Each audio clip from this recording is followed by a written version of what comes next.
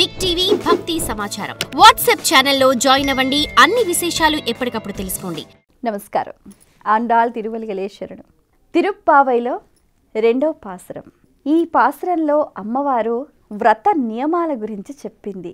మనం భగవత్ అనుగ్రహానికై మనం వెళ్ళినప్పుడు భగవంతుని దర్శించేటప్పుడు ఎలా ఉండాలి, ఎలాంటి నియమాలు పాటించాలి అన్నది ఈ పాసురంలో చాలా స్పష్టంగా తెలియచేసింది ఆండాళ్ తల్లి. మనం అనుకుంటాము ఆండాళ్ తల్లి 30 రోజుల పాటు 30 పాసురాలు 30 పూలదండలు సమర్పించింది అని. కానీ ఒక్కొక్క పాసురం వెనకాల ఎన్నో అర్థాలు, ఎన్నో అంతరార్థాలు, జీవన గమనంలో మనం పాటించాల్సిన విషయాల్ని ఒక్కొక్క పాసురంలో చాలా అద్భుతంగా వర్ణించింది ఆండాళ్ తల్లి.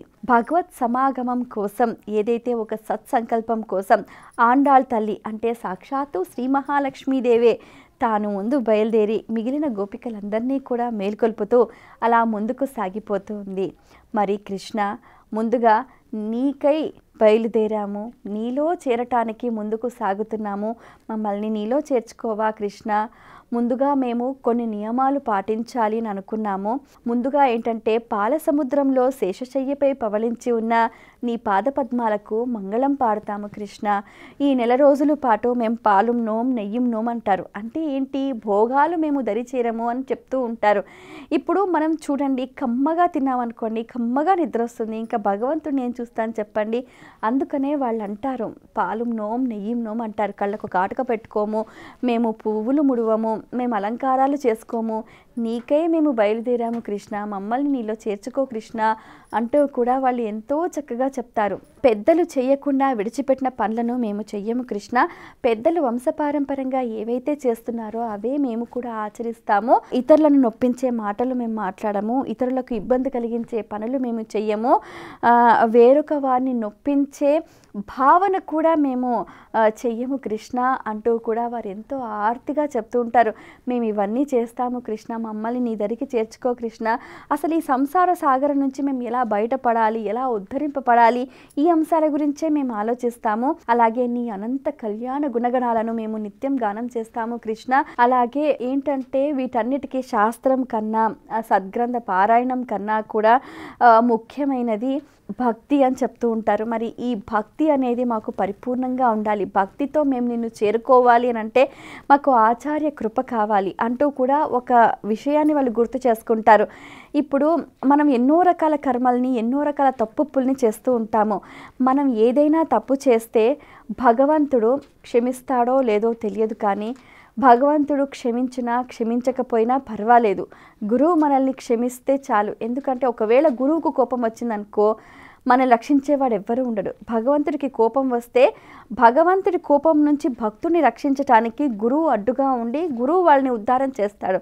కానీ గురువుకే కోపం వచ్చిందంటే మనం రక్షించేవారు ఎవ్వరూ లేదు. కాబట్టి మాకు ఆచార్య కృప కావాలి. అందుకే నిరంతరం మేము ఆచార్యులను కూడా సేవిస్తాము.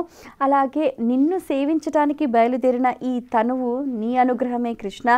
ఈ తనువు నీ సేవకే మేము తరింప చేసుకుంటాము అంటూ మనస వాచ కర్మణ, తనువు మనస్సు ఆర్తితోటి కూడా వాళ్ళు ఎంతో ప్రేమగా మీకోసము, నీలో లీనమవ్వటాని కోసం బయలుదేరాము, ఈ నియమాలు పాటిస్తాము అంటూ కూడా చెప్పారు.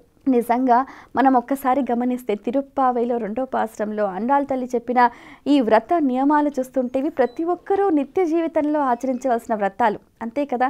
మనం భగవంతుని పాదాలను శరణు వేడితే మనకు అసలు ఏ ముప్పు కూడా మన దరి చేరదు. రెండోది, కళ్యాణ గుణాలను గుణగణానం చేస్తే మనకు అనంతమైన పుణ్యం లభిస్తుంది. ఎందుకంటే కలవ స్మరణాన్ ముక్తి అని చెప్తూ ఉంటారు. అలాగే ఇతరులను నొప్పించే మాటలు కానీ, భావాలు కానీ, చేతలు కానీ మనం చెయ్యకూడదు. ఎందుకంటే అలా చెయ్యటం వల్ల ఏమవుతుంది, మళ్ళీ మనకు కర్మ అనేది మల్టిప్లై అయిపోతూ ఉంటుంది. ఈ కర్మ చట్రంలోనే మనం చిక్కుకొని ఉంటాము. ఇంకా మనం ఉద్ధారం అయ్యేది ఎప్పుడు?